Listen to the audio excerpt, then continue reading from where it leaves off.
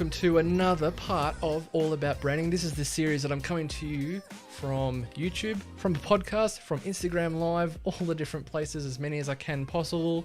And this is today a bit of a momentous day, I guess you could say, a celebratory day. It is International Women's Day, and we are celebrating women of all creeds, all kinds, in business, in life, in any part of who you are as an individual, the impact that women make on our lives, especially me as a man. They make me better, they impact me, they inspire me, they keep me motivated, they keep me in check. But the women that I do partner with, especially my wife, you might have seen a post on my Instagram about my lovely wife, Samantha. She is that life, my wife, love of my life, and I wanted to support her in every way possible. She went for a job interview today. She thinks it went well, and good on her for it. She's making an impact on what she wants to do to help support our family even more, and find her ambitions in different things in different ways. But this is a day for you to celebrate those women in your life that make an impact. And I mean, not to say we shouldn't every day, but to bring women to parity with men. Men, we seem to be paid more, which I've never believed is right. I could never believe that was the case once I entered the workforce. But here we are, and I think this change can happen. So with that said, happy International Women's Day for those of you who are connections that I've made that are female. Welcome. And today I am your host, as always, Frank. This is that series all about branding, where I talk about one particular topic every 2 weeks about branding, and make it as valuable as possible for my fellow creatives and designers, branding people, as well as those that might potentially want to work with me, or if you have a business and you want to learn this on your own accord and implement these things into your business. So today we are talking about 5 reasons why branding is worth it. And it's not to say they're the only reasons that can make an impact on your business by investing in branding, but we want to turn the investment of branding into an ROI positive experience. And in this respect, we're talking about monetary return on investment, rather than things like psychological return on investment, because a lot of clients can, come to me and say, I just don't like the look of my logo. And that's okay. We want to be we want to be sure that we can be confident in the identity that we put out there and the perception that we hope to receive of our brand, to elevate that and make an impact. Sure. If we have the confidence, hopefully our consumers will have the same confidence in us. So with that said, before I kick into this, if you are watching on YouTube, hit the subscribe button. I don't have many, but that's okay. Same on the podcast. You can hit subscribe to stay up to date with the podcast and not miss an episode of these parts. It's every 2 weeks. It's not every week. It's not every day. It's not like your favorite TV show. I get it. That's totally fine. But I'm giving you this content in different formats, even on Instagram Live here if you're sticking around. And it's there to make this content as easily consumable in whatever medium you like to consume it in. So that said, let's kick in here. So 5 reasons why branding makes an impact, and an ROI positive impact at that. There are many things that make it worth it. And what I mean by branding, just to start off with, is developing either a brand strategy or a brand identity. One of the two, or collectively one and the same. To get a handle on what an identity includes, you can take a look at my website. If you go to the services page there, you'll see a rundown of what it is I offer to create an identity. And I've written some other articles about this on my blog. You can check them out. But a brand to me is a captivating moment of connection with consumers, and developing that connection is as much an overnight task as it is a lifelong endeavor. And it's not to say that that worth can be discovered immediately. It might take you years for those millions of dollars to slap you in the face. But in terms of refreshing your identity or building it from scratch, there is some value in that. And there's an interesting graphic, and I'm going to bring it up here. If you're watching on YouTube, you can check it out in the article. But you can see it here. Here we go. Woo. This little anagram, I think it's an anagram, something like that, where you have the 5 words: objective, advertising, marketing, identity, and product. And if you do a little word search in there, you can find the word brand. And I think it's pretty close to being on point there. The one that's probably missing is your consumer, because at the end of the day, your consumer does influence what success means to your brand. But in terms of this, it pretty much sums up all the different things that you can do to build a brand and then hopefully influence that perspective that people have of what your brand is to them and if they want to buy into it. Now, in terms of, let me flick back my little screen here. If you're listening to this on the podcast, it makes no real difference here, but if you're watching on YouTube, you'll know what I'm talking about. Same with Instagram Live here for those of you watching. Now, in terms of creating these brands, what makes a brand successful, can be summed up with those particular things. But in terms of bringing up the consumer part to it that's missing in that little word search word finder is that you need to understand what the value is in terms of what you're delivering to your consumers. Knowing that value that you offer is extremely undervalued. And you can think about that a bit deeper if you wanted to. Knowing the value of what you offer is extremely undervalued. Now, in terms of using language and identity to communicate that value beyond what it is that you offer, that's where branding comes in. And it might be even just you believing that yourself to, confidently put it out there for people to be confident in you. And I mentioned this at the start of this. But at the end of the day, you could say, why does it matter if we don't understand the underlying value and what it is that we offer? So let me pose this in two ways to break it down. The first way is consumer benefits. That can equal value in the eyes of your consumer. Now, in terms of this, when people buy into what it is you have to offer, they're probably going to compare it to what it is they need or want. And in terms of needs, they're greater on the food chain of things than a want typically is. That spur of the moment things we go, I just have to have that now, that kind of thing. And you can akin that to, there's a great chart, you might know about it. It's a graph called Maslow's hierarchy of needs. I'm going to bring it up here on my screen. I'm going to scroll down to it here on the article. There's 5 layers to it. There's psychological needs, there's safety needs, there's belongingness and love needs, there's esteem needs, and then right at the top, which not many brands really get to, is self-actualization, where you can achieve oneself's full potential as a result of what it is you have to offer. I'd hazard a guess that that kind of level of thing is a coaching or psychology, maybe even psychiatry, who knows. But right at the bottom there, for many, many brands, especially consumer brands, it's typically the first 2 levels. Psychological needs, food, water, shelter, rest, buying a mattress hits that first need. In terms of safety, it could be things like a padlock, it could be the lock on your door, it could be the Ring doorbell camera that I've put on my front door, things like that that hit the safety needs to feel secure.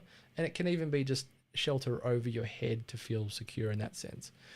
Belongingness and love needs, I think that's where things like Tinder, Bumble, they hit that note.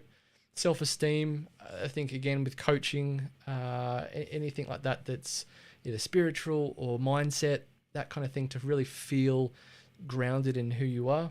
And it really depends on what kind of business that you are and what your offering is to make that ring true for your business.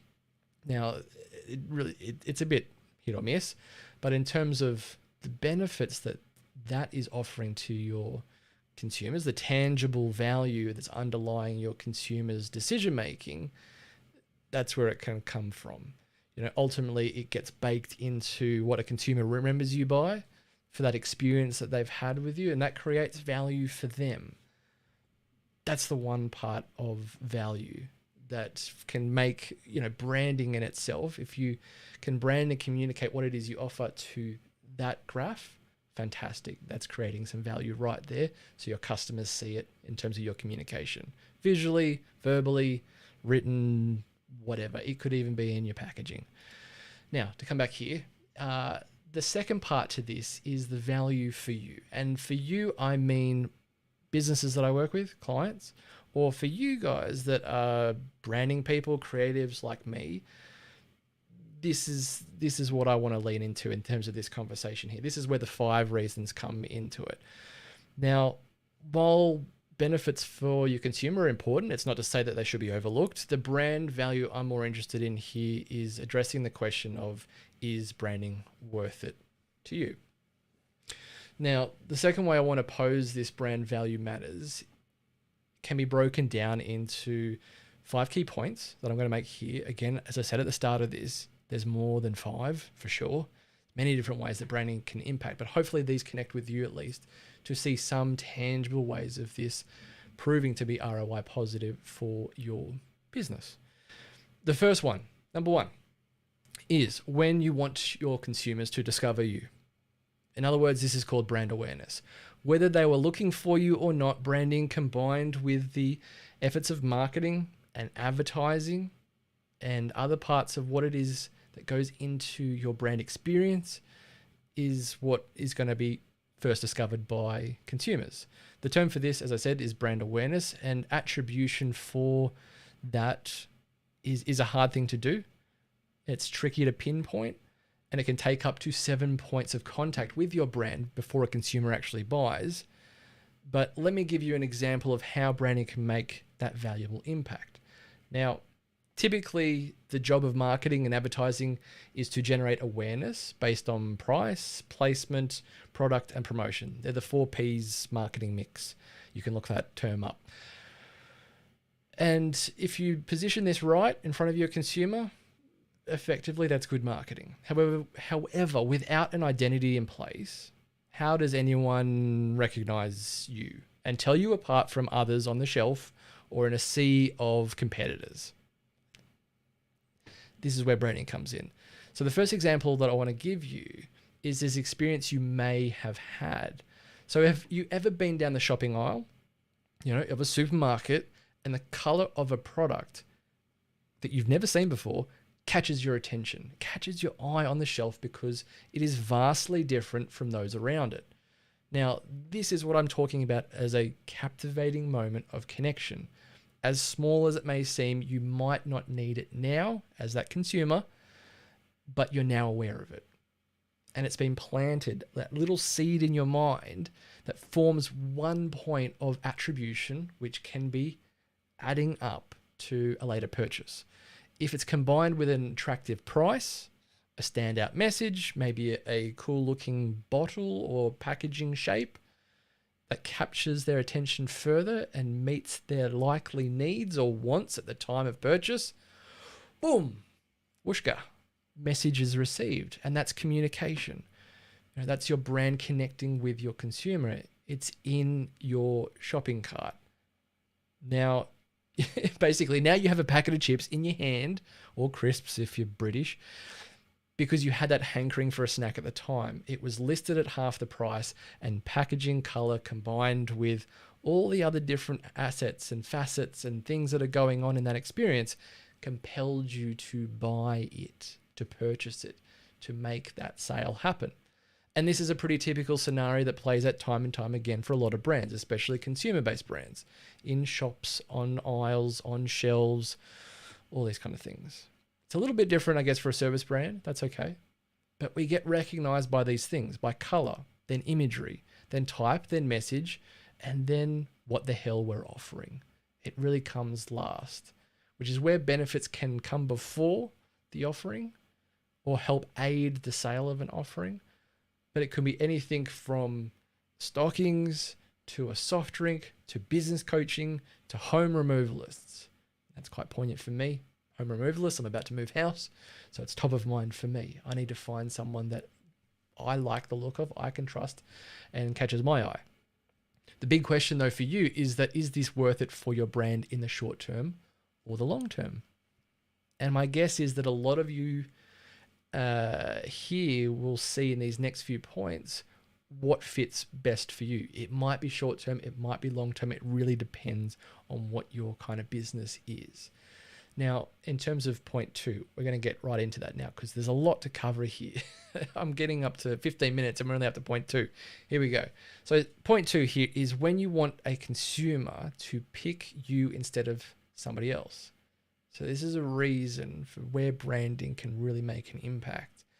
Now, having a consumer pick your brand over others can have a great impact on the short term, if you sell shirts, or it could take patience to see the value return on that investment in developing a brand and the value that you have of that brand over time. So in the short term, I typically want to see my clients at least gain a 2 times return, so 2x return, 200% return on their investment within the first 12 months. I mean, if they made their money back in the first year, that's a pretty decent investment, because for the life of the branding that they implement, they can continuously use it. It makes an impact time and time again. But more ambitiously for me, I set my criteria for taking on clients with one in particular that makes it a little bit more challenging for me, I guess, to see the results. But at the end of the day, it's not to say it's a guarantee, but it's to see a 10x return. So 1,000% return on investment. So when I'm either developing a new brand from scratch or refreshing their brand, in the first 1 to 2 years, I'm hoping that they will see a 10x return. And that's my expectation for picking the clients that I choose to work with, so that I know I can likely help them make that impact. So it's working with specific clients that can see that return most likely, rather than picking ones that takes a little bit longer to do, because that investment can sting. I get it. I really get it. I can't even afford my own services, to put it that way. But if you point this kind of, or you frame this in a way to say that, yes, it might sting now, but the years and years that we use this, it could potentially equate to an even higher ROI now. It might be 2x now, but by 10 years time, when we're still using this and it attracts more customers and people choose us over others, that can equate to a lot over time. And there's an example about lifetime value that I'm going to get into a bit later. But a prime example of that long-term value is the Nike swoosh logo. You know, that was designed by a designer back in 1971. Her name is Carolyn Davidson, and she was paid $35 to create the Nike swoosh. Great deal back then, but Nike was Nike. No one knew who Nike was. No one had even worn a pair of Nikes back then. It's now recognized as the most valuable logo on the planet at over $30 billion. That's huge. That is astronomical just for a logo. They'd never change it, otherwise they'd have absolute rocks in their heads. As for me, I can't say I've designed a $30 billion logo, but how do I know? Now, it comes down to the success of my clients' businesses in the future that influences the greatness of that logo. And I talked about this with Rob Janoff, and he was the guy that designed the Apple logo. I had the pleasure of meeting him a couple of years ago and did a podcast interview with him. And I said, do you think that you made a great logo, or is it a great logo because of Apple's success? And he's a very humble man, and he basically said that it was because of what Apple has become, that his logo and his prowess in logo design, he's a fantastic logo designer, makes it what it is. And there's some value in that alone. Not to say your logo is going to be eventually worth $30 billion like Nike's, but let me give you a more realistic example of the value that I'm delivering my clients, especially in the real estate space. Now, remembering my criteria of making 10x return on investment for my clients, let's say a new customer chooses my real estate client, a real estate agent, they sell houses, all that kind of stuff. They choose my real estate client over a competitor to sell their $1 million home. Now, my client in that situation stands to make 2% commission on every sale that they make. And in this equation, if it's $1 million home and they make a 2% commission, that's $20,000. Now, for me, if I've delivered a brand identity that was worth, at the time of the agreement, $10,000, which is my standard brand identity package, my client has just made a 2 times return on investment on one customer. If 5 more customers with a $1 million home come in their door and choose my client's real estate agency over others, they've 5x their return on investment. Sorry, 5 times. They've made 5 times that, sorry. So in terms of that, sorry, that's not 5 times, 10 times. I'm underselling myself here. They've made it again 5 times over to make it a 10 times return on investment from what they've paid for me. That's how it works. My maths is terrible. But when that doesn't count again, as I said before, for the subsequent years that my brand identity helps influence their future customers choosing their brand over others. Now, I'm not going to pretend here to say that branding is the only reason that a customer is going to choose you, because I know what you're probably thinking is, how will I know what the catalyst for a consumer is choosing me over somebody else because of my branding? And realistically, all you need to do is a small bit of research. Really, really simple here. Ask them, why did you choose us? Because if it relates to any part of your brand identity or your strategy of targeting a specific individual, let's say, or choosing a certain color to pick you over others, especially if it's different to the answer that you used to get to the same question. If you ask your customers, yeah, why'd you choose us? Like, you have a quick little survey. Why did you choose us? If you have a different answer, you'll know branding was worth it if it fits, put it that way. So that's where branding can be valuable when wanting to have your consumers choose you over others. Now, when you want your consumers to keep coming back, that's a different story. This is point 3 here of why branding is worth it.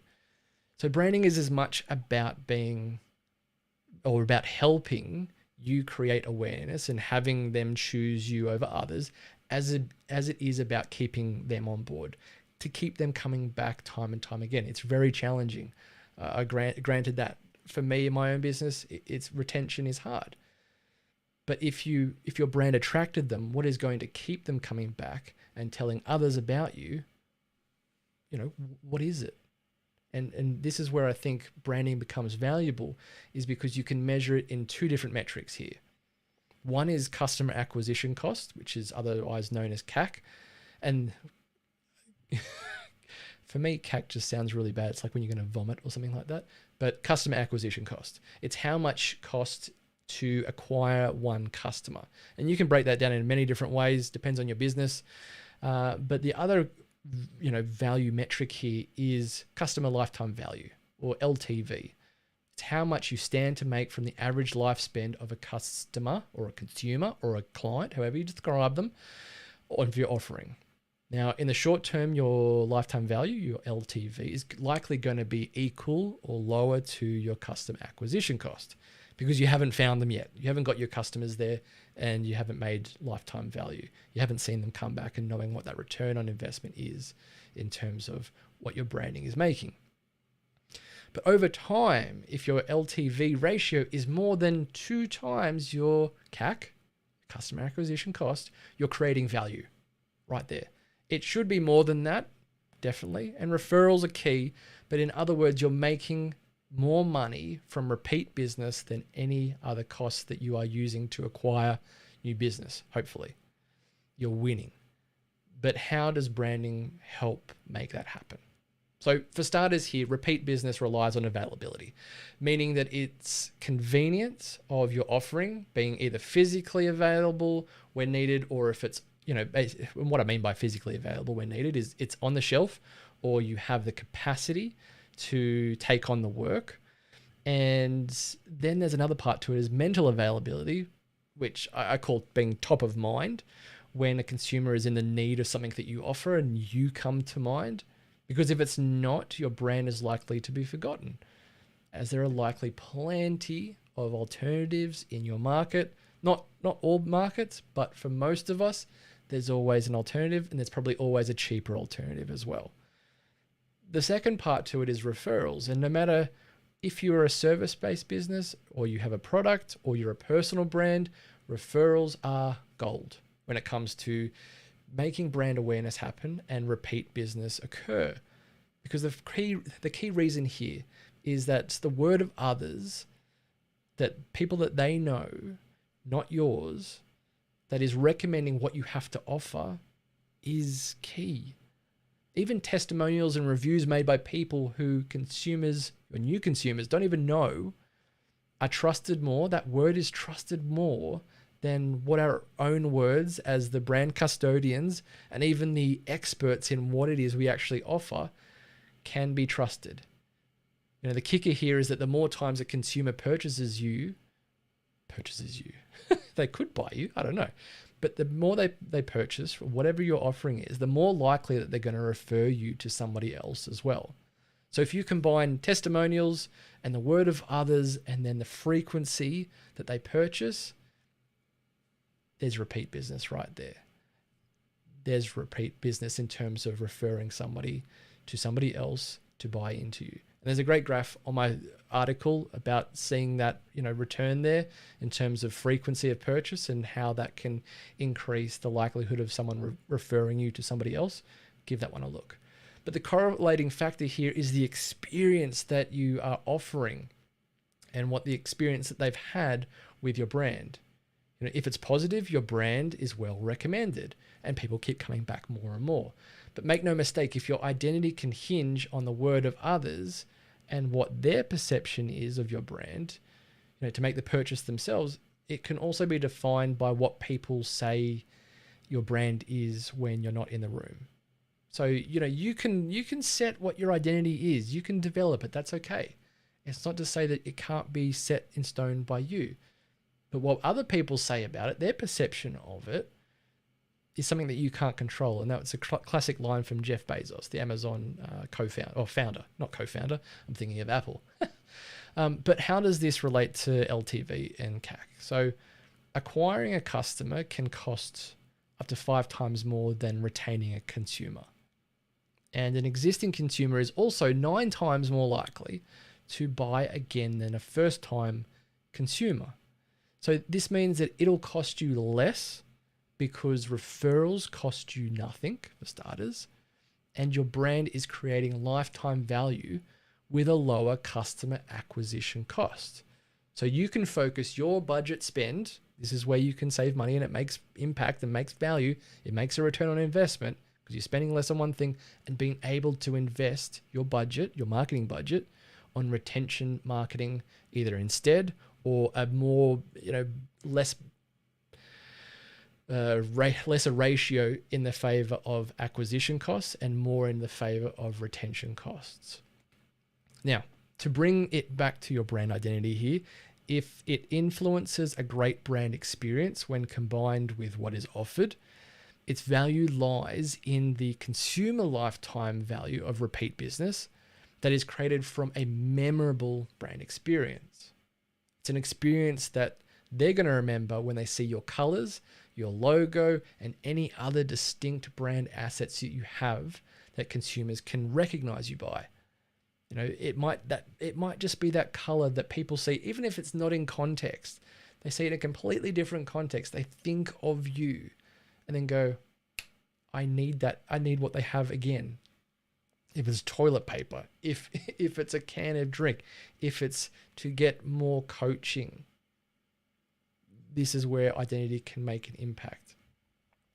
Now, in terms of the next point here, point 4, fourth reason of why branding can make an impact, an ROI positive impact, is when you want consumers to happily pay a higher price. Now, this point in particular for me is a part of branding that I am deeply conflicted in as a person that wants to create genuine value. But I'm also realistic about it when it comes to branding influencing price. And there are 2 parts to it.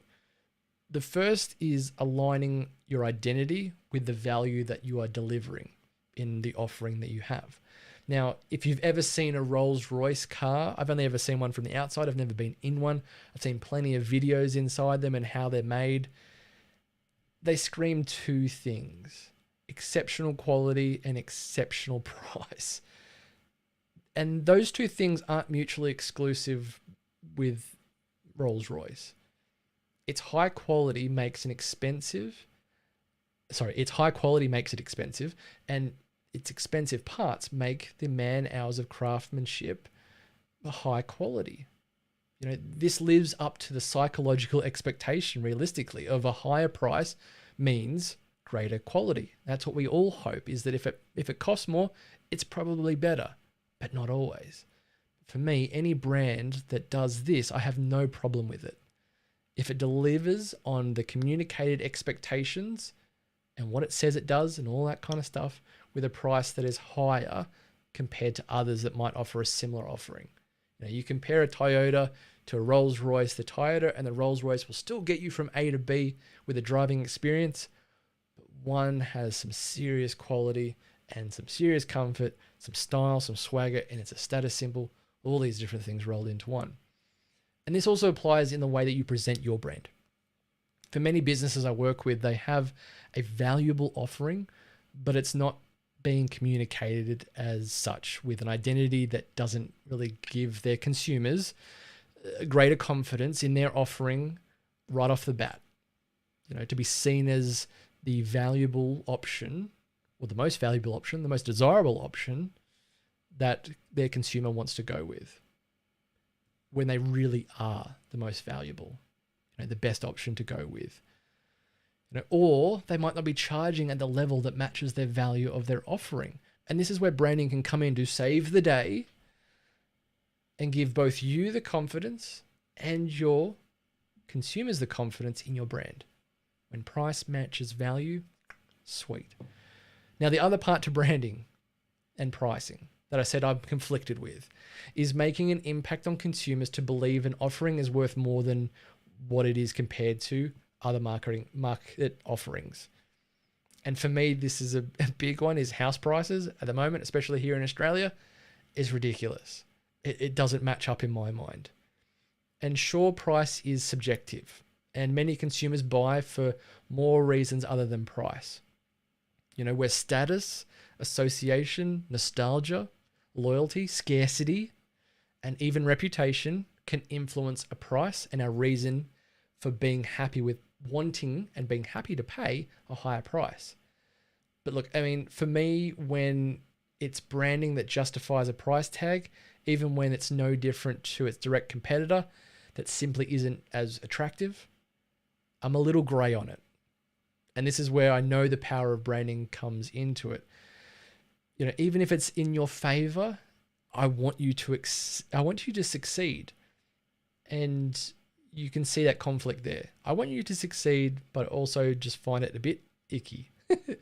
So I could compare this. I could compare this to anything. You could say it's like buying a book by its cover only, when you know the inside is nothing more special than the next book that doesn't look as appetizing to pick up and read. You've just been sold on the dust jacket alone, or maybe even the author's name, that reputation. But this is the power of branding, and with great power comes great responsibility. Use it wisely, as Peter Parker's dad would say. Now, there's a great example of this. I uncovered this earlier. You might have seen it in my Instagram or LinkedIn content. I'm going to bring it up on my screen here. Need to scroll down to it. Here we go. Number 4. We're up to. You'll see here on the screen is two brands. On the left is Panadol, and Panadol is the leading paracetamol brand here in Australia. It's very well known, very widely used. It's the market leader. It has the biggest market share by far. It even has the shelf presence beyond everyone else. This is Aldi here. I shop at Aldi every week. I do my grocery shopping there. And just to the right of the red line that you see on YouTube there, you can see this on the article too, is Hedanol. It's Aldi's cheaper knockoff. It's the exact same active ingredient, paracetamol. There is no difference. Even the tablets, there is a rapid caplet tablet, exactly the same as Panadol's Optizorb version.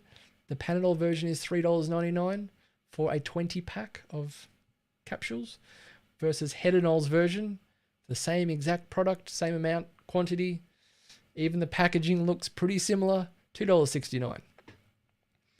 I hazard a guess half if not more of people will probably buy Panadol if they've never been an Aldi shopper before. But in Aldi's context, there is a difference, because Aldi's promise is price. Good, different. even though it looks like a cheap, cheap knockoff. With that said, though, the other part to it is in terms of the different brands that there are. There's only a few in terms of paracetamol, but for what we have here in this country, and I'm going to sort of just come back to my main screen here, is that you have Panadol, you have Hedonol, which I've already covered with Aldi's version, and then you've got Panamax. And it really depends on what you align with in terms of which one you buy and the context of where you buy. But there was a really great example a few months ago at the start of the year. Australia was going through their third wave of, I think third wave, maybe the fifth wave, who knows. But this Omicron variant popped up. And in terms of this variant, it was pinned as milder version. It only required bed rest if you had decent symptoms that were a bit like a flu. But our government said its directive was to take paracetamol or ibuprofen to alleviate symptoms, which media outlets took and used the words Panadol instead of just paracetamol. So they used the named brand in their communications of what the government was relaying to people. Guess what happens? People go out and panic buy, just like toilet paper in a pandemic. They strip the shelves bare. And I'm going to show you that again on my screen here. This is what it looks like. Craziness. Now, you could say that it just ran out of stock right then and other products around it had only just been restocked. I don't really buy into that personally, but in terms of the product that it competes against, Panamax, it's that white and orange box right next to it. And it's no different. Some people say that the user experience, the experience with the product isn't as palatable. Their bigger pills a bit harder to swallow, apparently. Sure, that's all fun and well and good, but it is stacked. The in terms of the shelf space, it's fully stacked there. And someone did say they reckon it had been restacked. And I don't buy into that, especially when you see every other shelf right next to it bare, apart from just one little bit right at the top. You can see Panadol Rapid, and it's $10 compared to $3. This is the power of brands. Now, in terms of where we want to go from there, where that value comes into it is, if we use branding in this context, like in terms of making an impact here, where when you combine packaging, you combine price, you combine a known name, a trusted name. It might be something that your parents bought for you as a kid and you've always used Panadol or whatever the name brand is in your country. From there, if there's a glaring difference between the two, I get it. I really do get it. The difference is worth its weight in gold when it comes to branding, making the influence on a buyer's decision. It's scary personally, and that's why I'm deeply conflicted with this idea of price matching value versus price, being dictated, or branding dictating the price when the product and the offering isn't at parity. And that's okay. But again, use it. Great power comes, great responsibility. Now, final point here. And this is one I think that a lot of people are going to overlook. It's something that I'm tapping into more as a value add for my consumers to get on board with. And it is when you need to attract a team to make the first 4 points possible. It's overlooked, but it delivers an extreme amount of value. And to make all those 4 points possible, even the fifth point possible, is hiring people.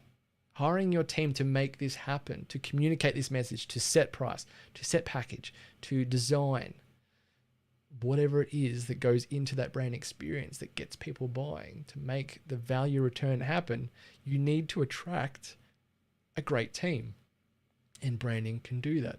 And I want to ask you first few questions here to make it get the point across, basically. But first question is, would you want to work for a drab looking business that hasn't updated its website since 2002? I was going to say 2020, but that's only 2 years ago. The second question is, would you want to work for people who can't easily articulate what they actually do? or for who they do it for, or because, in terms of this, it would give you the confidence to understand what your role would be working towards. But if they can't articulate what it is they do and what they offer and how they do it differently, all those kind of things, so you can understand as an employee what you're there to do, does that give you the confidence?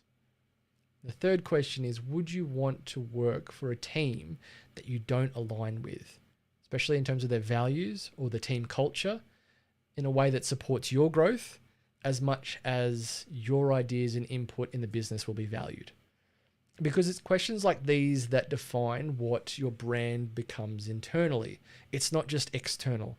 It's a big part of what your brand identity is, and it's overlooked and underutilized. And I'm trying to make that a big point with what my clients walk away with, not to just set their logo and set their colors and stand out on the shelf, but to use these points of identity internally to dictate culture and to dictate what it is you value and what your purpose is as a business, so everybody can get on brand.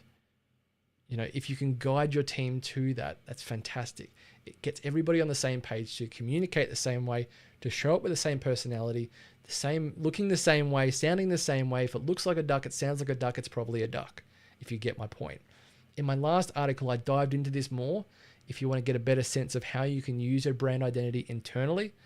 But at face value, if your brand looks the part, it's going to get the attention and interest of a potential employee the same way that it does a consumer.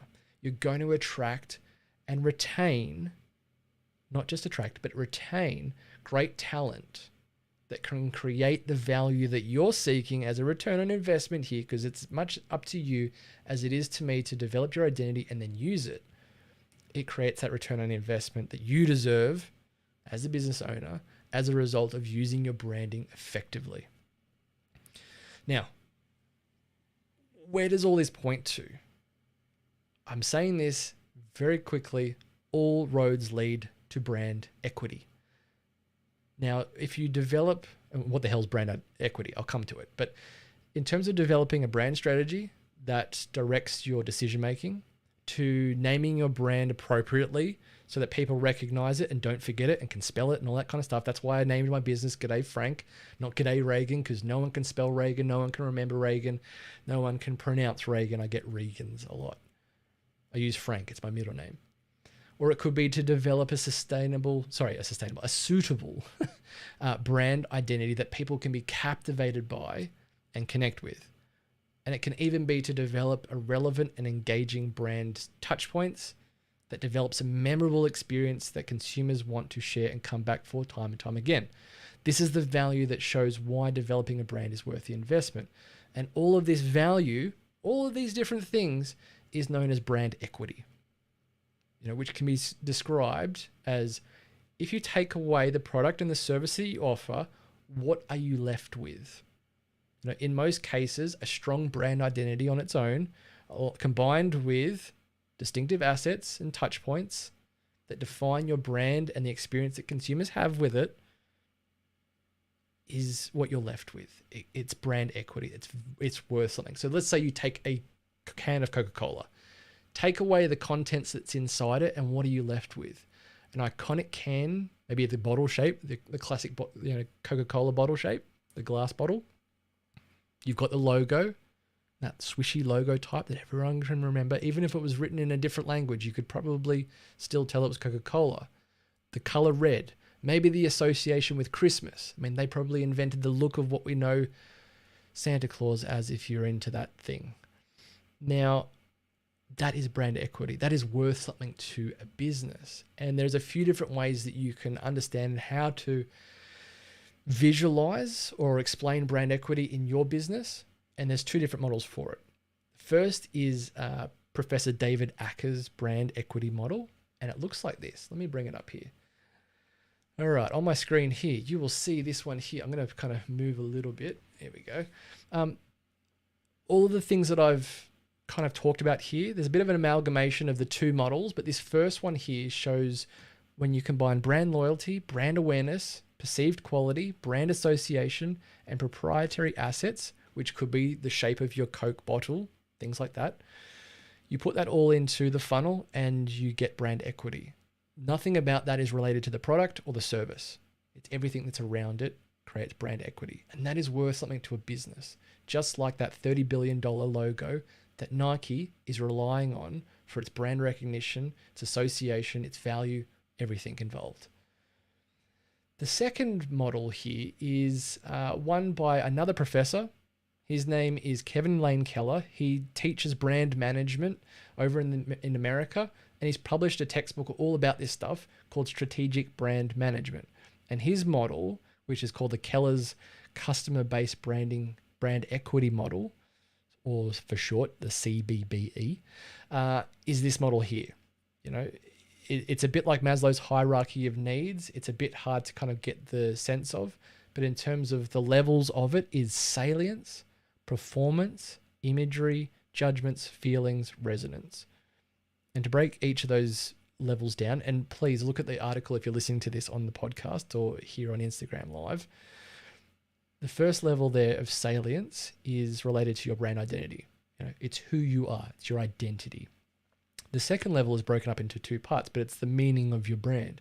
It's the performance that it delivers, and it's the imagery that people can recognize, and it's what are you? The third level of this is broken up again up into two things, judgments and feelings. And it's the response that people have with your brand, that reaction, that perception. And it's what about you? And the top level there is resonance. And it's what is about you and me. It's that connection between the two. And to explain this a little bit easier, there is a Nike version again. Someone's made this. There's a link in my description at the end of the article for sources of where this came from. But in terms of this, with salience, at the salience level, Nike is described as the leader in the footwear industry. Above Adidas, above all the other sneaker competitors, that's what they're most known for at their core of what their offering is. At the performance level is high technical performance, intricate detail of new technology in shoes. The imagery level, that second level there, the split second level, the imagery is a symbol of status and cool accessories in people's eyes. If we go up to the third level, the first part is judgments. It's a high quality and innovation profiled brand. People perceived a Nike, let's say, this is a bit like the dust jacket example that I gave you of something being worth more than what it possibly is. If you go into a shop and there's a Nike, just a pure white cotton shirt, and it costs $50, but you can go into Target and there's another shirt that looks exactly the same. It has no Nike swoosh on it, probably made in the same country, similar process of, fibers and materials and production method, and it's worth $5. The difference here is brand equity. In terms of the feelings level, that's opposite judgments. It's a sense of achievement and ability to do anything. So this is where when we take away the product, you're left with something as a consumer of an association with Nike. It's a performance-based brand. You see associations with athletes to do more. And this is where, it's there for the everyday person to achieve their goals. If it's running, if it's exercise, if it's sport, activities, whatever it is. It's there. It's creating that feeling, that sense of connection that you have with that brand. And at the top there, resonance is people are loyal to the brand or loyal to the sports shoe industry regardless of the brand. Now, in this, there's many people that are brand loyal to certain things, and I don't want to buy this over anyone else. I refuse to buy anything else. That's brand loyalty. You're resonating with that brand. It becomes part of your own identity as a consumer. That's the top of the level of where brand equity really becomes valuable. And it comes down to building that brand to begin with. So without scrolling further that way, I'm going to come back to my main screen here on YouTube. Subscribe if you haven't already. You can see that little thing there. You can put the bell on for notifications too. Now, in terms of these two models and brand equity as a whole, in essence, it's in addition to the revenue that you make and the profit that you celebrate, it's that happy result that your business can achieve when it makes an impact on your consumers and your team to influence decision making. It really can do so. It's why I call brand identity development at the first stage a brand direction. It gives you a purpose of where you're headed. Now, this is worth something. It's subjective to how it plays out for your brand, and it could be big or small depending on your business. It could be the level of importance that you place on your brand and how it communicates and connects with both your consumers and with your team. And it could be the value that your consumer places on it when they associate themselves, as I said before, with your brand to form their own brand identity, their own personal identity, their own personal brand. Some call this, as I said before, brand loyalty. When we hear people say, I only shop at, Aldi, which is me. I only drink that kind of drink, the loyal Diet Coke fans. Or I only wear that brand of clothing, if it's Supreme or if it is Nike. So, ultimately here, is branding worth it? This is the main question throughout the whole conversation here. When you're in business development mode and you consider branding as an option to grow your business effectively, if your understanding from here on out of branding has now gone way beyond what you first knew it as simply designing your pretty logo and making your colors and your fonts, to now being seen as an investment that can make a measurable impact on your business, your team, and your consumers, that's ROI positive, the answer to your question, is branding worth it, becomes a hell yes. 100% yes. So that's it from me here. That's what I wanted to cover. You can find this article on my website, g'dayfrank.com/blog. You'll find it there. You can get that guide to see this in more detail, to refer back to it time and time again. You can listen on the podcast if you're watching on YouTube or Instagram. You can do the opposite if you're on the other mediums. And you can check out my shorter form content on Instagram and LinkedIn that's related to this part 5 of All About Branding. Now, to wind up here, I need to press my little end titles button. Here we go. Thank you so much for joining me for another week. I'm your host, Frank. You can connect with me on Instagram, on LinkedIn, on TikTok, on YouTube, on the podcast, on my website. But until next time, in 2 weeks' time, I will see you then with another topic about branding. See you then.